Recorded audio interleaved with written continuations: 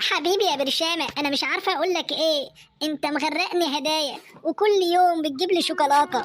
حبيبتي ما تقوليش كده، كل اللي نفسك فيه انا هعملهولك. والتليفون بتاعي قبل ما بينزل تليفون جديد بلاقيك جايب لي واحد غيره. ربنا يخليك ليا وما يحرمنيش منك أبدا. او انا ليا اغلى منك برضه يا سوسو يا حبيبتي. أنا بحبك أوي يا برشامة. يعني ان عند رشامة انت من جوه. أنا لازم أجيب لك هدية. لا يا حبيبتي ما تتعبيش نفسك، ليه بتقول كده؟ علشان انت اجمل هدية حصلت لي في حياتي كلها. ما تكسفنيش بقى يا برشامة بكلامك الحلو. هي دي الحقيقة يا حبيبتي. هتفضل تحبني كده على طول يا برشامة؟ طبعا يا حبيبتي، هو انا ليا غيرك؟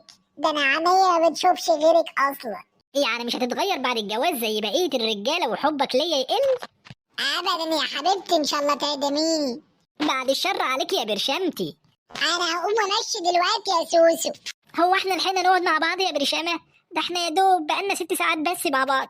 معلش يا حبيبتي، انا عندي شغل بكره ولازم امشي دلوقتي علشان الحق انام واصحى بدري.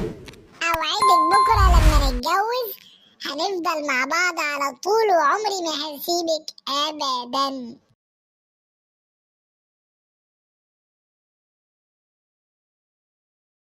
ايه يا برشامة؟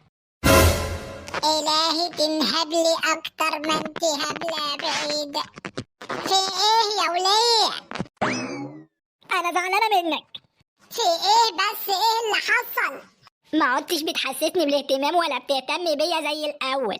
وده من ايه ان شاء الله؟ عايزاك تقولي كلام حلو. او انا يا وليه مش لسه قايل لك كلام حلو السنه اللي فاتت؟ السنة اللي فاتت يا راجل يا ظالم يا مفتري. حلو قوي كده عليك يا سوسو. طب انا عايزاك تجيب لي شوكولاتة. وليه حرام عليكي، هو احنا لاقيين ناكل علشان نجيب شوكولاته؟ طب التليفون بتاعي بايظ وعايزة تليفون جديد. ده التليفون لسه جديد يا وليه، ما عملش بحق او هنوديه للراجل يصلحه. تليفون ايه اللي لسه جديد؟ ده بقاله 5 سنين معايا. حلو قوي، غيرك مش شايل تليفونات خالص. انت اتغيرت قوي يا برشامة. وهو اللي يشوف سحنتك دي ما يتغيرش. روحي يلا جهزي لي الغدا. يلا سيبك من الكلام الفاضي ده. اعمل لك محشي كرنب؟ لا، عايزين نغير. طب اعمل لك ايه؟ اعملي لي محشي ورق عنب.